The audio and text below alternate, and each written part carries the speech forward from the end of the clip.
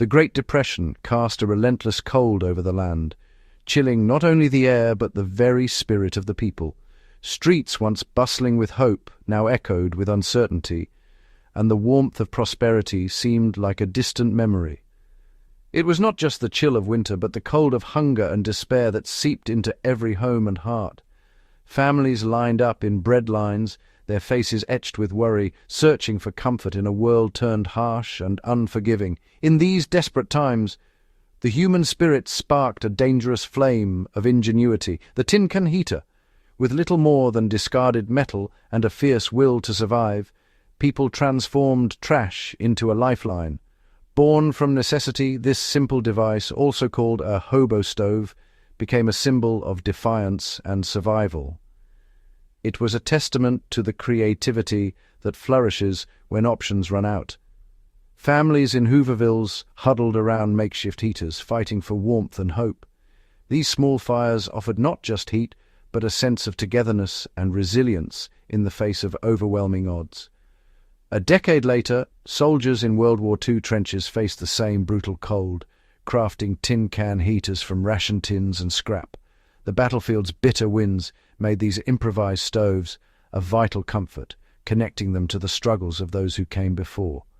The need for warmth is primal. When conventional means vanish, we adapt. Whether in a city shantytown or a muddy trench, the drive to survive pushes us to invent, to create, and to endure.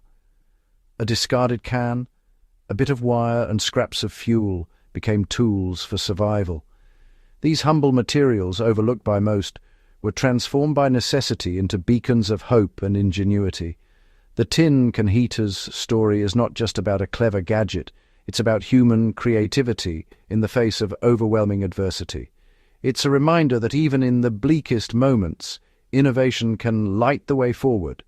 Across eras and continents, this humble invention proved our ability to endure.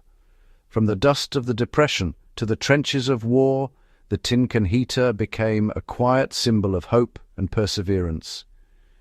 In the darkest times, even a small flame can mean everything.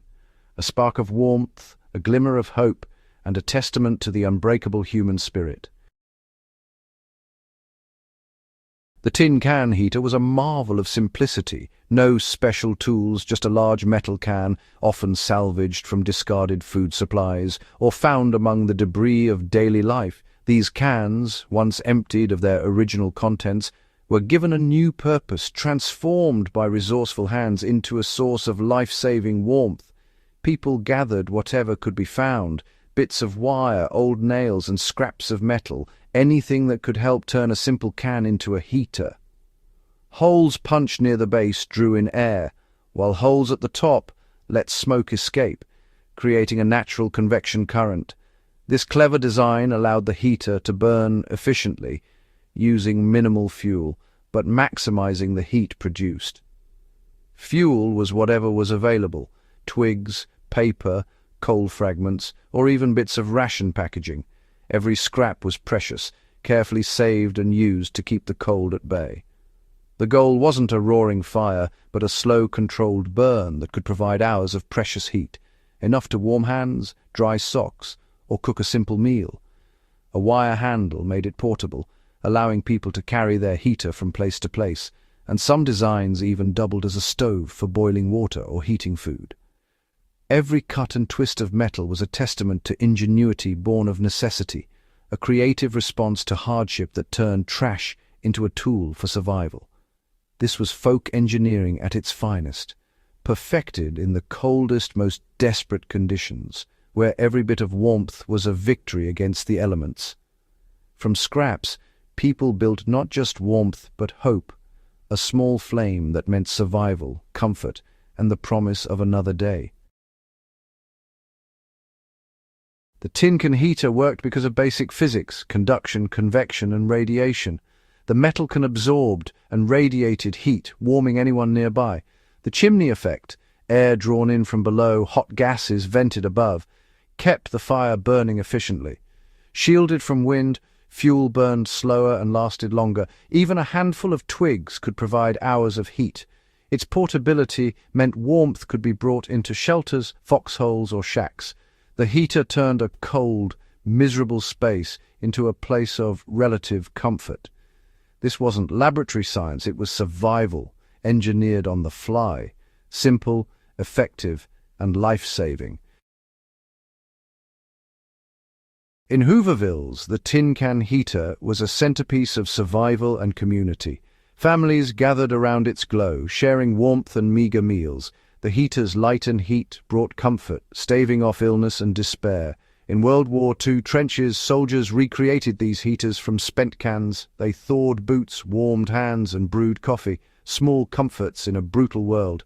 Around each heater, bonds formed, a quiet collaboration in hardship. The tin can heater was a symbol of willpower and resilience. In the coldest nights, it was a beacon of hope. But the tin can heater carried deadly risks. In enclosed spaces, it produced carbon monoxide, a silent, odorless killer. Victims could fall asleep in its warmth and never wake up. Fire was another constant threat. A tipped heater or stray spark could ignite flimsy shelters in seconds.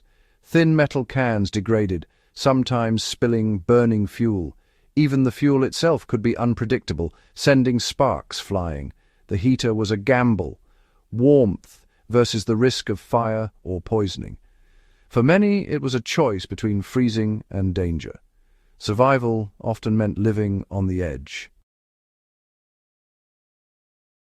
Authorities recognized the dangers, both immediate and long-term, that came with makeshift heating devices in the field. Military commanders issued strict bans on improvised heaters, hoping to prevent deadly accidents and maintain order among the ranks. Yet, despite these regulations, soldiers often ignored the rules, driven by necessity and the relentless cold. The clash between official safety protocols and the basic need for warmth was stark and ever-present. For those freezing in foxholes or shacks, shivering through endless nights, the risk of punishment paled next to the threat of hypothermia.